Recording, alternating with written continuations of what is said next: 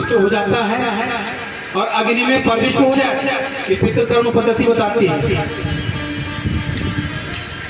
उसका शरीर अग्नि में प्रविष्ट हो चुका है, हम लोग उस शरीर को दोबारा नहीं देख सकते, क्योंकि अग्नि ने उसको अपना रूप दे दिया है। और अग्नि का रूप क्या है? तेज।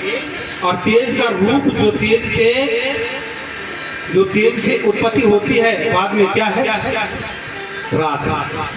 तो शरीर राख बन जाता है, हम उस शरीर को कभी नहीं देख सकते दोबारा। कई लोग कहते हैं साहब हमने देखा, वही कपड़े, वही चश्मे, वही लाठी उसने पकड़ रखी थी। बिल्कुल था, गलत गलत। किसी आत्मा को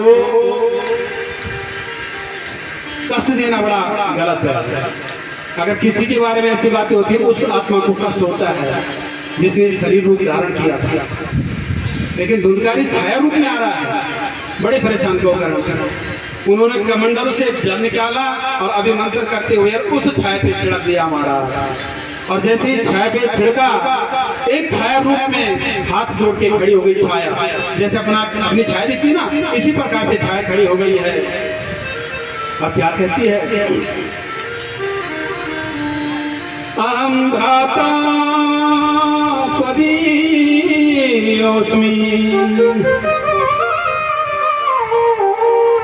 धुंधकारी नामतः स्वकीयेन दोषेण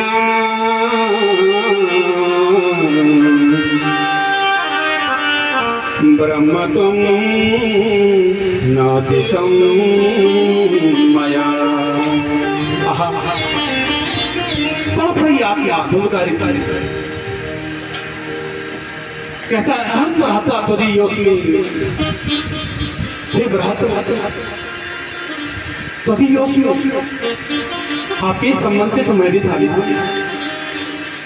मेरा नाम धुंधकारी है। मेरे जन्म जीवन में अनेकों पाप के उसकी आज मैं सजा भुगत रहा हूं, तड़प रहा हूं, कहीं भी मुझे चैन नहीं है।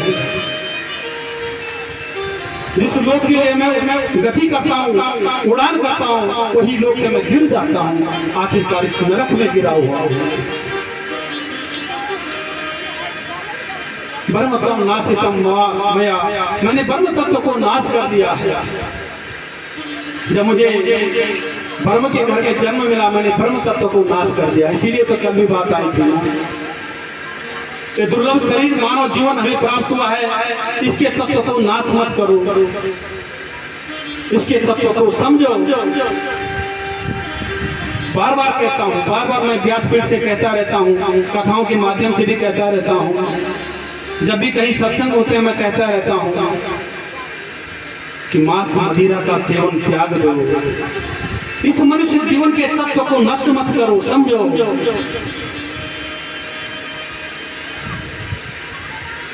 नहीं तो हमारी भी हालत ऐसी हो जाती है बाद में जिस तरीके से धुंधकारी है, उसमें भी दया नहीं थी, करुणा नहीं था, दया धर्म नहीं था। अगर इसी प्रकार से हम भी जीवन व्यतीत करेंगे तो महाराज कहीं ना कहीं हमारी स्थिति भी वैसी हो सकती है। इसीलिए तो श्रीमद् भागवत कथा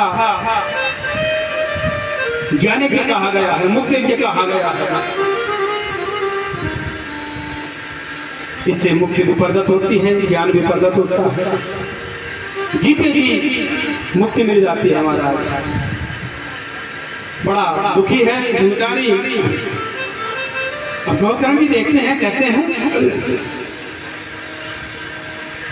गौकर्ण जी बोलते हैं, त्वदर्थं तो गया पिंडो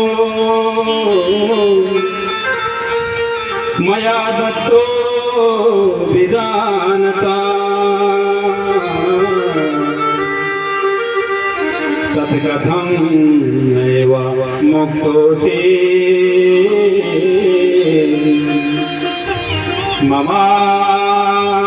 ममाचरणमिदं महत्। मुझे बड़ा आश्चर्य हुआ, अरे धुंधकारी, मैंने तुम्हारे बारे में सुन लिया था, माँ के बारे में सुन लिया था, कि तुमने शरीर को त्याग दिया है और तुम्हें तो वैश्याओं ने मृत्यु दंड दिया।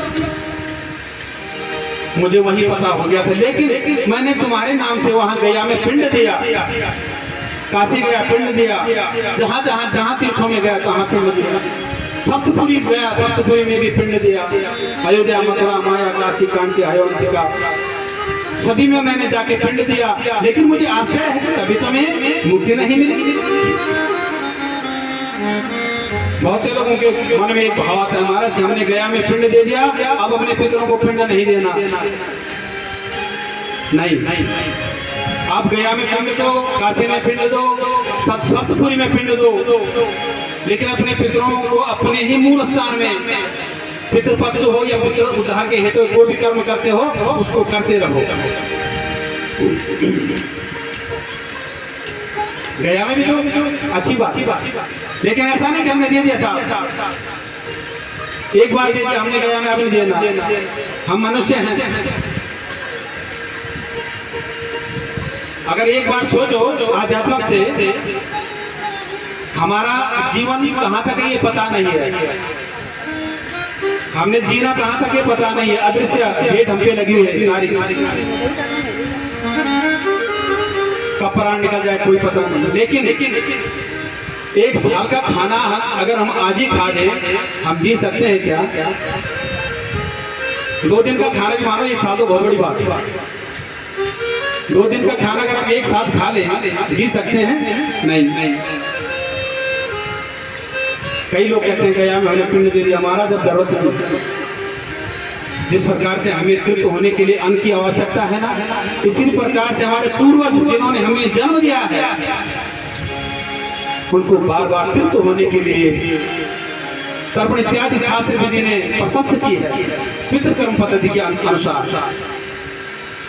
इस शास्त्रों ने प्रशस्त किया है।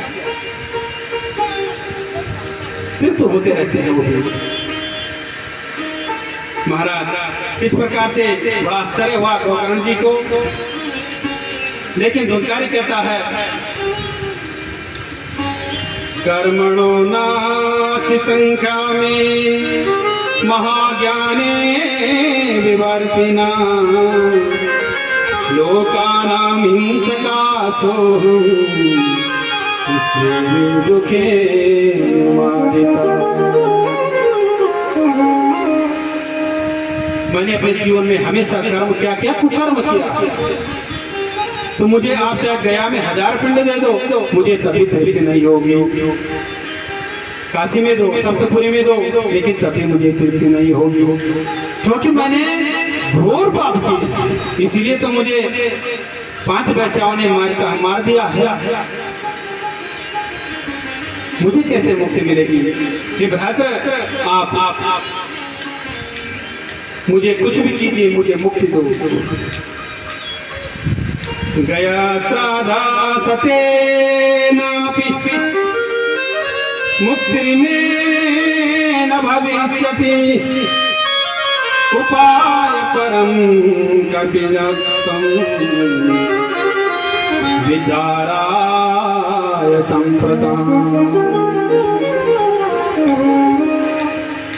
आप कहते हो गया में आपने पिंड दिया, लेकिन मुझे तभी तृप्ति नहीं है, मुझे तभी दुख है कि भ्रातृवर मेरा उद्धार करो। अब गोकर्ण जी सोच में पड़ गए महाराज कि शास्त्रों में लिखा हुआ है कि गया में पिंड, शास्त्र में लिखा हुआ है कि गया में पिंड देने से तृप्त हो जाता है, लेकिन ये यहाँ लिखा है, ऐसा नहीं लिखा है कि फिर पिंड मत दो। सिर्फ ये लिखा है कि गया में पिंड देना चाहिए, सप्तपुरी में पिंड देना चाहिए, ये लिखा है। ये नहीं लिखा है कि इसके बाद मत दो। लेकिन पढ़ने वाले ने, समझने वाले ने अलग अलग समझ लिया। वेद में ऐसे ऐसे शब्द हैं जिन शब्दों का अर्थ समझते हम नहीं समझते और अनर्थ कर जाते हैं। अर्थ कुछ और होता है और हम समझ कुछ और जाते हैं, तभी तो अनर्थ होता है ना। आज महाराज बड़ा दुखी है धुनकारी, अब गौकर्ण जी कहते हैं अब भुवन भास्कर को कि हे भुवन भास्कर, भगवान सूर्य मुझे आप आज्ञा दें। भगवान सूर्य के भक्त हैं गौकर्ण, गुरु मानते हैं सूर्य को। भगवान सूर्य कहते हैं श्रीमद् भागवतां मुक्ते सप्ताहं वाचनम्